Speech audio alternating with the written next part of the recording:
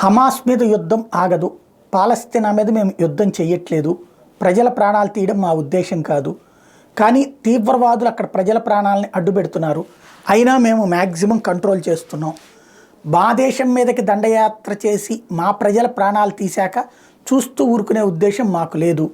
ఎట్టి పరిస్థితుల్లో సంపూర్ణ విజయం సాధించడం అంటే హమాస్ తీవ్రవాదులను పూర్తిగా తుడిచిపెట్టడం, అట్లాగే పాలస్తీనాని హమాస్ తీవ్రవాదుల నుండి విముక్తి చేయటం, పాలస్తీనా స్వతంత్రంగా పరిపాలించుకునేటటువంటి విధంగా చూడటం, వాళ్ళని అరబ్ దేశాల పర్యవేక్షణలో ఉంచడం. అప్పుడే సంపూర్ణ విజయం. అప్పటిదాకా మా యుద్ధం ఎన్ని రోజులైనా, ఎన్ని నెలలైనా, ఎన్ని సంవత్సరాలైనా సాగిస్తామంటూ ఇజ్రాయెల్ ప్రధానమంత్రి నెతన్యాహు తేల్చి చెప్పేశారు. తన దేశంలోని తిరుగుబాటుదారులకి, అలాగే అవతల దేశాల్లో ఉన్నటువంటి ఉగ్రవాదులకి, ఇరాన్కి, అమెరికాకి, యూరప్ దేశాలకి, నాటోకి, ఐక్యరాజ్య సమితికి.